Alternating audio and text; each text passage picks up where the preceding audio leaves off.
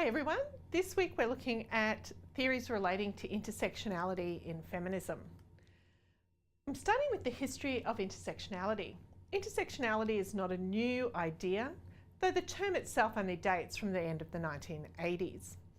Intersectionality is looking at the way that people who are positioned in the world and subject to multiple oppressions will experience those oppressions not as single factors in their lives, but often as intertwined issues that can't necessarily be pulled apart.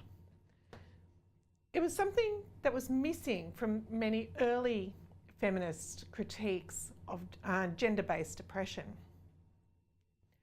Early suffrage movements were often dominated by white women, and this led to the early turn of the 20th century, from the 18th to 19th century, thinking about gender being about a matter of oppression based on gender, often alone.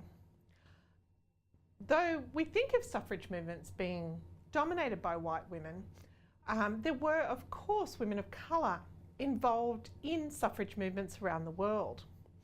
And in particular in the UK, there was Indian women and other women of colour who were particularly prominent, though they were, the movement as a whole was often dominated by their white colleagues.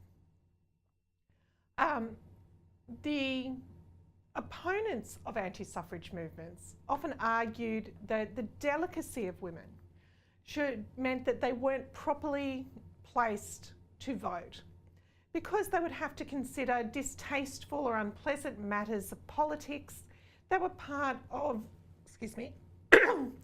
the world outside their home. And if you remember, at that time, there was very much an idea of separate spheres, women within the home, men in public, and that women within the home shouldn't have to think about legislating for crime or wars or other things that become relevant when one is involved in choosing your political leaders.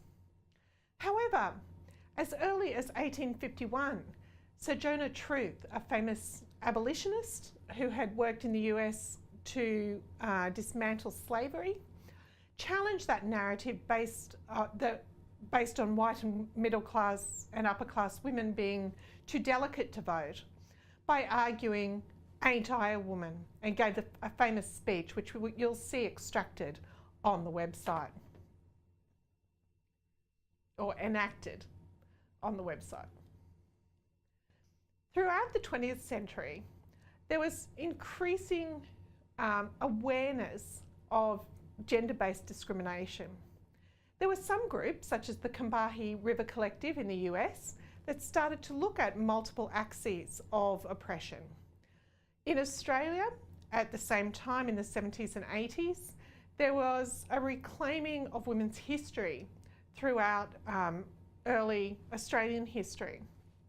The problem with that was, to some degree, to a large degree, it was based around the reclaiming of white history, positioning women as being involved in the colonial endeavour and in the takeover of Australia.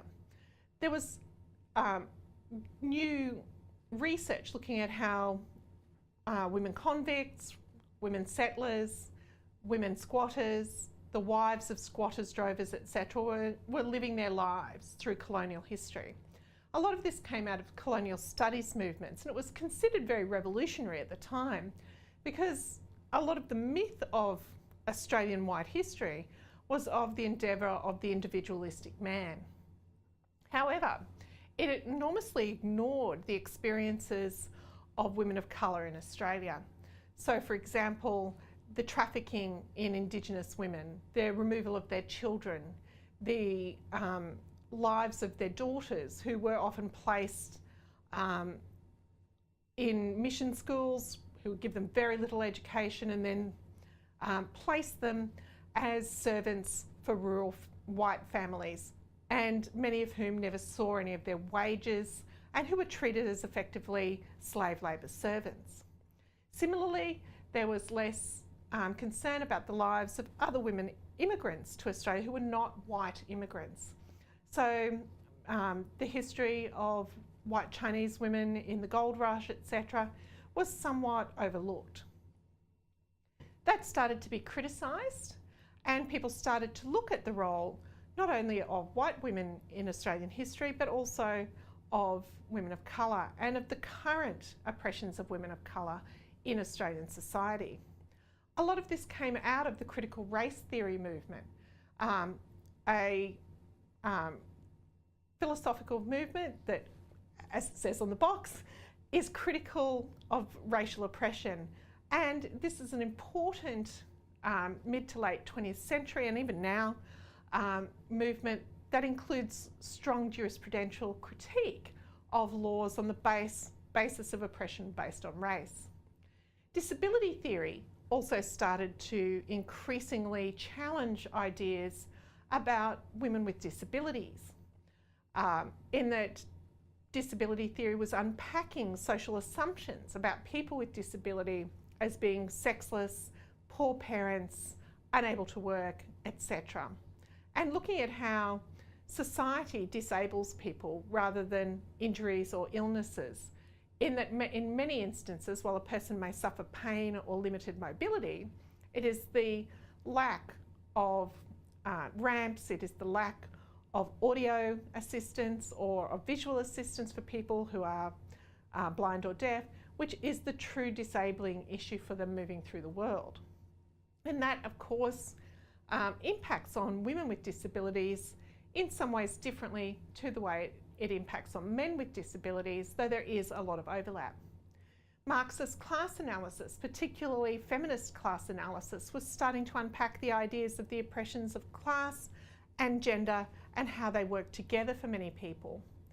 And then Kimberly Crenshaw famously wrote the article on intersectionality, which I provided as a recommended reading in 1989.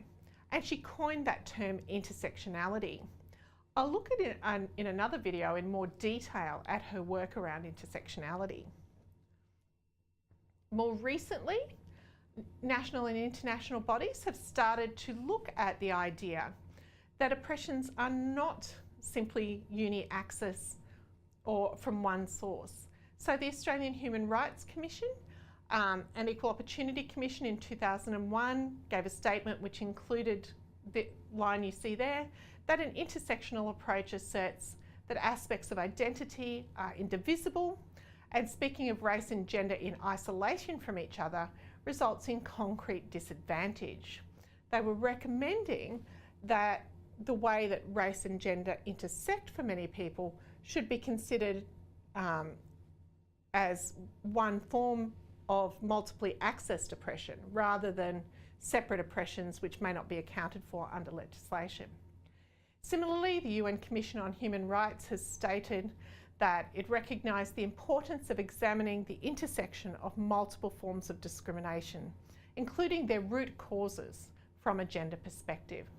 And that means the way that people, again, may be multiply, simultaneously impacted by race, class, gender, religion, and other bigotries that may impact on them all at once.